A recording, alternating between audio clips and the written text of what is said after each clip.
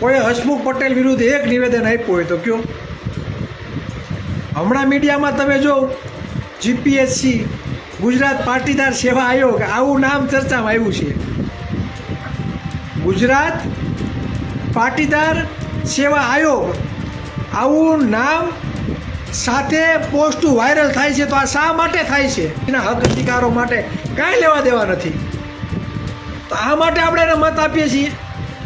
જે લોકોને સત્તામાં બેઠાના છે, જે જાતિવાદી લોકો છે, તમારે એ ક્લાસ 1 અને 2ની નોકરીઓ ખુલ્લે આમ ખાઈ રહ્યા છે, પોતાના ધામમાં મોક ઇન્ટરવ્યૂ લેવા જાય છે ને આપણે એમને શાંતિથી બેઠા છીએ, કોઈ અવાજ ઉઠાવવાનું નહીં.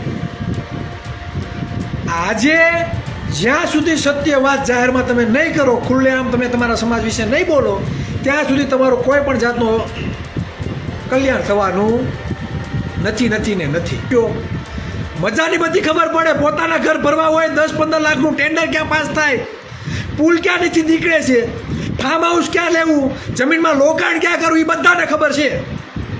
પણ ક્લાસ 1 અને 2ની નોકરીઓ હસમુખ પટેલ બેસીને જ્ઞાતિ વાત કરે છે ખુલ્લેઆમ, ત્યાં કોઈ એનો અવાજ નથી ઉઠાવો. તો મત એમને કોઈ નથી આપતા. મત આપો છો તો જવાબદારી પણ સમજો. સમાજ કરીને મત લઈ જવા છે અને સમાજની જ્યાં નોકરીઓ ખવાય ત્યાં કોઈ અવાજ નથી ઉઠાવવો. નથી આપવાનું મેન કારણ એ છે પેપર ફૂટે છે. એ તો બારોબાર આવ્યું એટલે, બાકી આવા તો કંઈક પેપરો ફૂટી જાય છે અને અમુક ચોક્કસ સમુદાયના લોકો ગોઠવાઈ જાય છે. એ તો ક્યારેક બહાર આવે છે પેપર ફૂટે છે, પણ અંદર ખાને કેટલા ફૂટે છે પેપર એ તમારી પાસે પણ વાત નથી પૂગતી અને છેવાડાના વ્યક્તિને પણ ખબર નથી કે પેપર ફૂટે છે. આ બધી બાબતમાંથી નીકળવું પડશે. આ જેટલા પણ રાજકીય પક્ષો છે, પ્રાઇવેટ કંપની બનાવીને બેઠા છે, એક પણ તુરમ ખાનનો દીકરો છે ને મેદાનમાં નહીં આવે. બરાબર? હસમુખ પટેલ વિરુદ્ધ એક પણ તુરમ ખાનનો દીકરો નહીં આવે. આવો ને ખુલ્લી લડો ને, રિઝલ્ટ મળે ત્યાં લગી લડો. પછી કોંગ્રેસ હોય, આપ હોય કે ભાજપ હોય, જ્યાં સુધી રિઝલ્ટ ન મળે, હસમુખ પટેલનું રાજીનામું ન પડે ત્યાં લગી લડો ને, ખબર પડે તમે કેટલા પાણિયારા છો.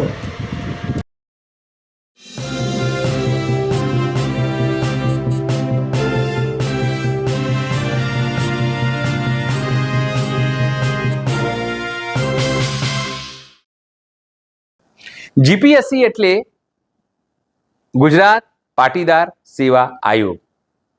આ વાત ન્યૂઝ પોર્ટર નથી કર્યું, નહીં તો તમને એવું લાગશે કે હું પાટીદાર હોવા છતાં કેમ આ વસ્તુ કહું છું. આ વાત કહી છે કોળી આગેવાન ચિરાગ ઝાલાએ.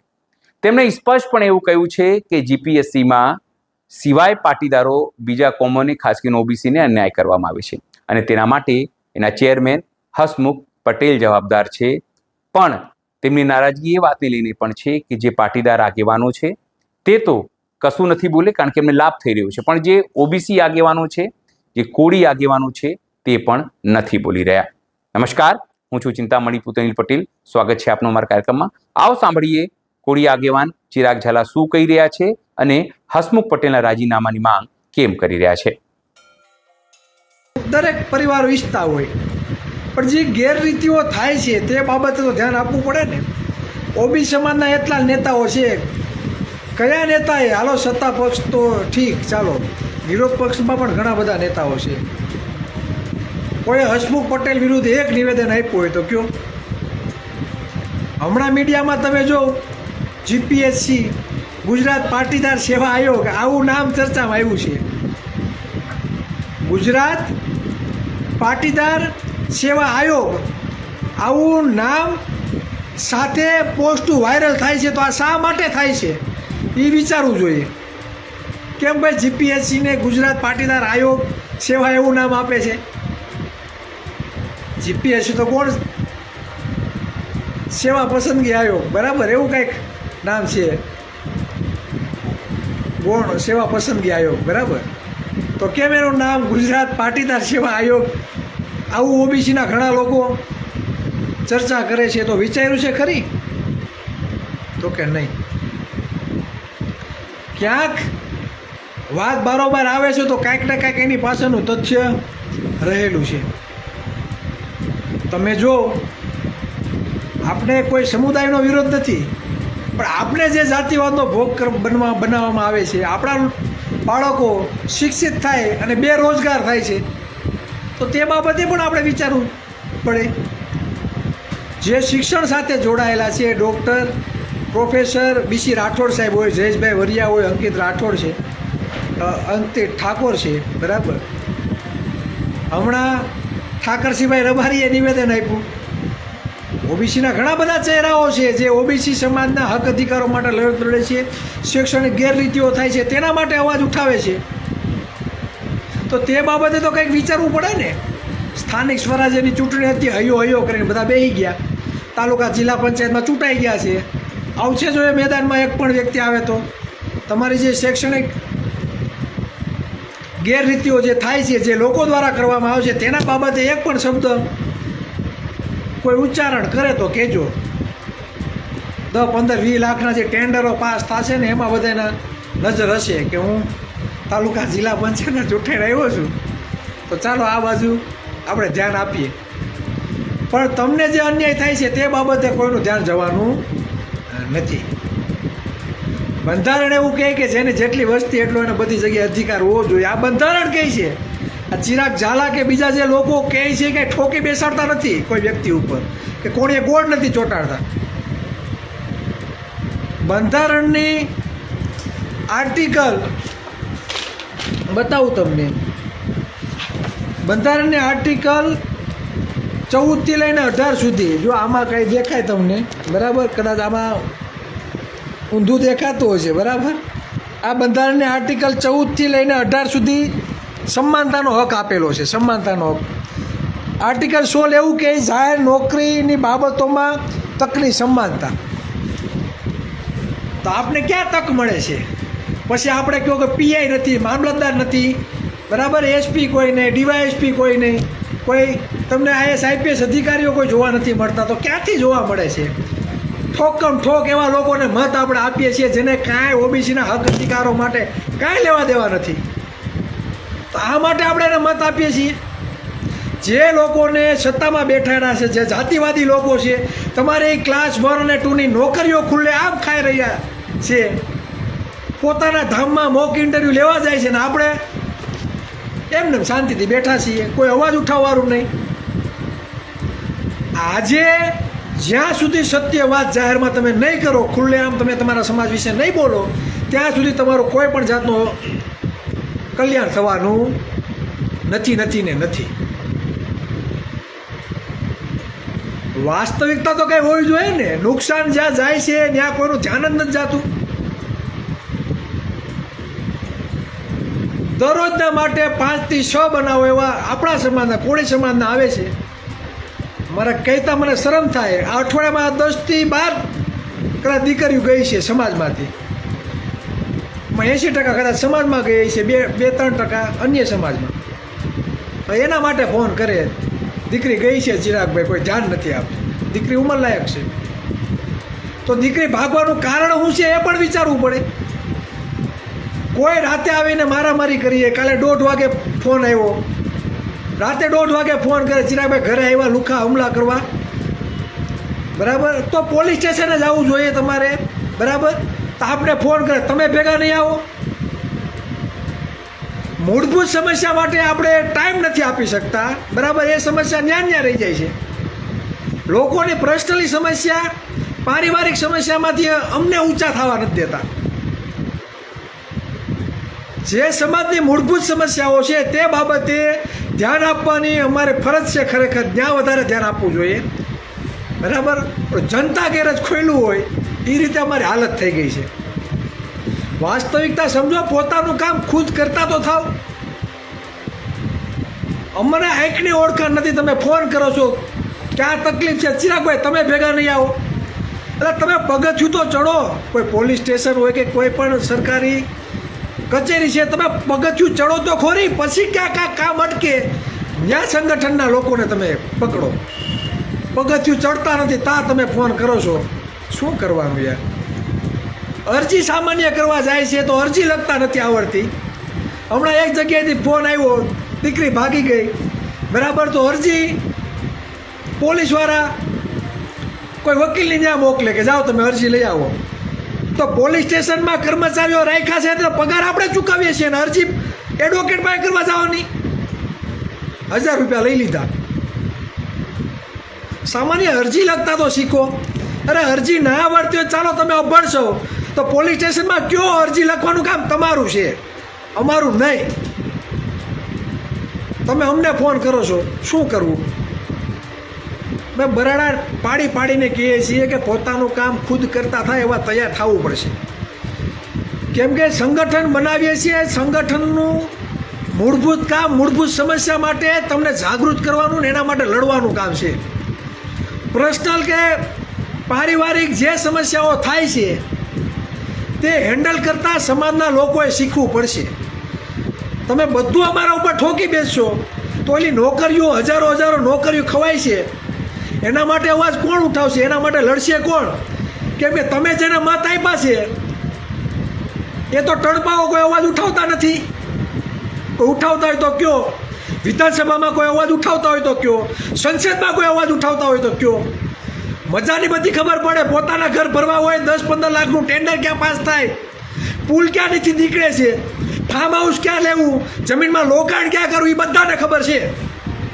પણ ક્લાસ 1 અને 2 ની નોકરીઓ હસમુખ પટેલ બેસીને જ્ઞાતિ વાત કરે છે ખુલ્લેઆમ, ત્યાં કોઈ એનો અવાજ નથી ઉઠાવો. તો મત એમને કોઈ નથી આપતા. મત આપો છો તો જવાબદારી પણ સમજો. સમાજ કરીને મત લઈ જવા છે અને સમાજની જ્યાં નોકરીઓ ખવાય ત્યાં કોઈ અવાજ નથી ઉઠાવો. અને ચિરાગ ઝાલા બોલવાનું થાય એટલે ઓલા કૂતરા વાય કેમ ચોટે એમ તૂટી પડે છે. તમારી ઓકાત નથી દુશ્મનો અમે લડવાની. શરમ આવી જોઈએ, શરમ. ડૂબી મરવું જોઈએ, ડૂબી પાણીમાં ઢાંકણી લઈને. એટલી નોકરીઓ ખવાય છે, કટ ઓફ પ્લસ જાય છે, તો ન્યાય નથી લડવું. પણ જે સમાજ માટે અવાજ ઉઠાવે છે ને ન્યાયના ટાંટિયા ખેંચવા આવવું છે. વિધાનસભામાં ઘંટડી વગાડવા કોઈને નથી મોકલા. ઓબીસીના જેટલા પણ નેતાઓ છે એને કહેવા માગું છું, સામાજિક અને શૈક્ષણિક રીતે પછાત. આઝાદીના 76 વર્ષ વયા ગયા, હજી આપણો દરજ્જો પછાત ને પછાત છે. કેમ ભાઈ ઊંચો નથી આવતો? કેમ કે એવા ટણબાઓને ત્યાં મોકલા છે બુદ્ધિ વગરના કે એને ઓબીસી સમાજના હક અધિકારોની કાંઈ નથી પડી. કદાચ ખાડા વહી જાય. હમણાં નીટનું પેપર ફૂટી ગયું, અસંખ્ય લાખો વિદ્યાર્થીઓના ભવિષ્યના હાથે ચેડા થઈ ગયા. કેનું આપણે બગાડી લીધું વિચાર કરો તમે. સૌથી વધારે દીકરા દીકરીઓ ઓબીસી એસસી એસટી સમુદાયના છે. કેમ કે 85% સમૂહ તો એનો છે. તો 20 કે 22 લાખ યુવાનો યુવતીઓ હોય તો એમાં સૌથી વધારે તો કોળી સમાજના, ઓબીસી સમાજના, આહિર ભરવાડ હુઈ હુતાર રબારી મિસ્ત્રી દેવી પૂજક આદિવાસી દલિત આ સમુદાયના છે. હમણાં મેં એક પોસ્ટ જોઈ, તમિલનાડુના સીએમ વિજય એવું નિવેદન આપ્યું કે ધોરણ 12 પછી નીટની એક્ઝામ શા માટે લેવાની જરૂર છે? ભાઈ 12ના મેરિટ ઉપર જ એડમિશન આપી દો તો એમાં શું ખોટું છે? 12 પછી મેરિટ ઉપર આપી દો ને ભાઈ. કેમ નથી આપતા? નથી આપવાનું મેન કારણ એ છે પેપર ફૂટે છે. એ તો બારોબાર આવ્યું એટલે, બાકી આવા તો કંઈક પેપરો ફૂટી જાય છે અને અમુક ચોક્કસ સમુદાયના લોકો ગોઠવાઈ જાય છે. એ તો ક્યારેક બહાર આવે છે પેપર ફૂટે છે, પણ અંદર ખાને કેટલા ફૂટે છે પેપર એ તમારી પાસે પણ વાત નથી પૂગતી અને છેવાડાના વ્યક્તિને પણ ખબર નથી કે પેપર ફૂટે છે. આ બધી બાબતમાંથી નીકળવું પડશે. પહેલાં એવું હતું કે તમે બીએડ કરો, તમે પીટીસી કરો, તમને શિક્ષકની નોકરી મળી જતી. હવે આવી ગઈ ટાટ આવી ગઈ, કેટ આવી ગઈ. આ હું છે? આ બધા ગતકડા છે. ઓબીસી એસસી એસટી સમુદાયના યુવાનો યુવતીઓ નોકરી ઉપર ના લાગે એના માટેના ગતકડા છે, બીજું કાંઈ નથી. તમારે વાં ફી દઈને કોલેજ કરવાની, પછી ભાઈ ટેટ ટાટમાં મહેનત કરવાની, એટલે આમ નામ તમારી ઉંમર પૂરી થાય અને તમારું ભાવિ ખતમ. દોડમાં પોલીસ એક્ઝામમાં દોડના માર્ક કાઢી નાખ્યા. કોને નુકસાની? કોના દીકરા દોડીને આવતા? 2022માં 70% સમુદાય ઓબીસી સમાજમાંથી આવતા વિદ્યાર્થીઓ 25માંથી 25 ગુણ દોડમાં લઈ આવવાના હતા, કાઢી નાખ્યા. કોને નુકસાની? વિશ્વકર્માને ઓબીસીનો કે છે અધ્યક્ષ બનાવ્યો ભાજપનો, તો ઘંટડી વગાડવા મોકલો છે ને એને ઉપાધિ નથી ઓબીસી સમાજની. એને મહિલા વિરુદ્ધ નિવેદન આપવું હોય તો પાણિયારા છે ભાઈ. ઓબીસી સમાજની નોકરીઓ ખવાય છે ત્યાં એનું ધ્યાન નથી જાતું. અને પહેલાં પણ મેં વિડીયોમાં કીધું હતું, જગદીશ વિશ્વકર્મામાં એટલી તાકાત હોય ને એટલી ઓકાત હોય તો હસમુખ પટેલ વિરુદ્ધ એક શબ્દ બોલીને બતાવે. હસમુખ પટેલ વિરુદ્ધ એક શબ્દ બોલીને બતાવે. જગદીશ વિશ્વકર્મા નહીં બોલે. મૌખિક ઇન્ટરવ્યુ પારદર્શી નથી નથી ને નથી. હું તો એમ કહું મૌખિક ઇન્ટરવ્યુ પર ચોકડી મારી દો. હું કામે રાખવું જોઈએ મૌખિક ઇન્ટરવ્યુ? મૌખિક ઇન્ટરવ્યુ એટલા માટે રાખવામાં આવે છે કે અમુક ચોક્કસ સમુદાયના લોકો વર્ગ 1 અને 2માં સિલેક્શન થાય, ઓબીસીના નહીં. પછી હોય એકાદો સિલેક્ટ થઈ જતો હોય તેની વાત નથી કરતો. હોય એકાદો સિલેક્ટ થઈ જાય એની વાત નથી કરતો. બાકી ઘણાને બર ચડે તો અમારા ગામમાં તો સિલેક્ટ થઈ ગયો, પણ એ હોય એક. બાકી ઘણા બધા લોકો છે ને નિરાશ થઈને છે ને છકડો રિક્ષા હાંકવા માંડ્યા છે. જયેશ્વરી અવાજ ઉઠાવે છે, કેટલી વખત એક્ઝામ આવીને કેટલી વખત ફેલ થયો, અને પૂછજો કોક દી, એમને પૂછજો ત્યારે ખબર પડે કે વાસ્તવિકતા શું છે.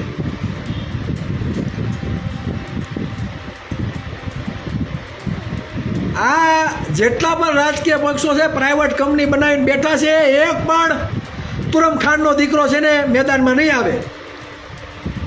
બરાબર? હસમુખ પટેલ વિધુ એક પણ તુરમ ખાનનો દીકરો નહીં આવે. આવો ને ખુલ્લી લડો ને, રિઝલ્ટ મળે ત્યાં લગી લડો. પછી કોંગ્રેસ હોય, આપ હોય કે ભાજપ હોય, જ્યાં સુધી રિઝલ્ટ ન મળે, હસમુખ પટેલનું રાજીનામું ન પડે ત્યાં લગી લડો ને, ખબર પડે તમે કેટલા પાણિયારા છો. માત્ર ને પાત્ર રાજકીય વિકાસ માટેની આ વાતો નથી. બરાબર? તાલુકા જિલ્લા પંચાયતના સદસ્ય થઈ જવું, પ્રમુખ થઈ જવું, સારા હોદ્દા લઈ લેવા, એ વસ્તુ નથી. આ લડત છે પરિવર્તન માટેની. લડત પરિવર્તન માટેની છે. જે છેવાડાના વ્યક્તિઓ કાળી મજૂરી કરીને જે પોતાના બાળકોને ભણાવે છે એના માટેની આ લડત છે. આ કોઈ તાલુકા જિલ્લા પંચાયત સદસ્ય, કોર્પોરેટર બનવા માટે, ધારાસભ્ય બનવા માટે કે સાંસદ બનવા માટેની લડત નથી. પરિવર્તન માટેની લડત છે. અને જ્યાં સુધી વાસ્તવિક જાગૃતિ ઘર ઘર સુધી નહીં પહોંચે ત્યાં સુધી કોઈ પણ જાતનું પરિવર્તન આવવાનું નથી. ઘણા મિત્રોએ 5-6 દિવસમાં પોસ્ટ બનાવી છે મારી કે ચિરાગભાઈ રાજકીય પાર્ટી બનાવે, અને 90% મિત્રોએ એમાં સારી કોમેન્ટો કરી છે. 90% લોકોએ. બરાબર? ઘણા લોકોના ફોન આવ્યા છે કે ચિરાગભાઈ શું વાર છે, બનાવો પાર્ટી. બરાબર? બધા સપોર્ટ કરે છે, સારી છે. પણ હું કહેવા માગું, પાર્ટી બનાવી સહેલી છે, ચલાવી બહુ અઘરી છે. પાર્ટી બનાવી સહેલી છે, ચલાવી બહુ અઘરી છે. પેલા સમાજને વાસ્તવિક રીતે જાગૃત તો કરો. પહેલું કદમ આપણું એ હોવું જોઈએ, પહેલું પગલું કે સમાજને વાસ્તવિક રીતે જાગૃત કરવું. આપણી પાસે ગ્રોથ કેડર બેઝ કાર્યકર્તા આપણી પાસે આવે, જે ગામે ગામ લોકોને જાગૃત કરી શકે, જે લોકોને સમજાવી શકે. તાલુકામાં એવા ક્રાંતિકારીઓ યુવાનો તૈયાર થાય કે લોકોને આ બાબતે જાગૃત કરી શકે. આવા ચહેરાઓ જ્યાં સુધી આપણી પાસે ના આવે ત્યાં સુધી એક પણ પાર્ટી બનાવવા માટેનો વિચાર આપણે કરી શકીએ નહીં. પાર્ટી તો બનાવી નાખીએ, ચાલો પાર્ટી ચલાવી. હું લોકોની લાગણી ઘણી બધી હશે, પણ અમારો પ્રયાસ 100% હશે. બરાબર? કે સમાજમાં વાસ્તવિક જાગૃતિ આવે, વાસ્તવિક ક્રાંતિ આવે, તે માટે આપણે કંઈક વિચારવું. અને હું ખાસ યુવા કોળી એકતા સંગઠનના જે પણ તાલુકા જિલ્લાના જે પણ સક્રિય કાર્યકર્તાઓ છે અને એને એવું છે કે મારે સમાજ માટે કંઈક કરવું છે, તો એના માટે આ સંદેશો છે કે દરેક તાલુકાના જેટલા પણ કાર્યકર્તાઓ છે 10-15 જે એક્ટિવ છે તેની ઝૂમ મિટિંગ આપણે ચાલુ કરવાની છે. તારીખ આપજો. દરરોજ રાતે 2 મિટિંગ દરેક તાલુકાની આપણે લઈએ એવો આપણે પ્રયત્ન કરીએ. એટલે હું તમારા ફોનની રાહ જોઈ કે ચિરાગભાઈ આ વારે બરાબર અમારે ઝૂમ મિટિંગ કરવી છે, બરાબર ને આપણી કામગીરી હવે આપણે ચાલુ કરવાની છે, માત્ર વાતું નહીં. બરાબર, ઘણા ચહેરાઓ આપણી સાથે જોડાયેલા છે અને આપણે આપણી શરૂઆત કરીએ. દરેક ગામમાં આપણી દર અઠવાડિયાની એક મિટિંગ ચાલુ થાય, વાસ્તવિક જાગૃતિ માટેની આપણી કોળી સભા ચાલુ થાય, તે કામગીરી આપણે ચાલુ કરી દેવાની છે. જે રીતે ચિરાગ ઝાલાએ હસમુખ પટેલ ઉપર પ્રહારો કર્યા છે તેને લઈને આપ શું વિચારો છો? જરૂરથી અમારા કોમેન્ટ બોક્સમાં કોમેન્ટ કરજો. એ સિવાય અમારી યુટ્યુબ ચેનલ લાઈક કરો, સબસ્ક્રાઇબ કરો, બેલ આઇકન દબાવો. સાથે અમારી વેબસાઇટ છે www.gujaratplus.in, ત્યાં પણ જઈને તમે બધું અપડેટ થઈ શકો છો. અત્યારે માટે બસ આટલું.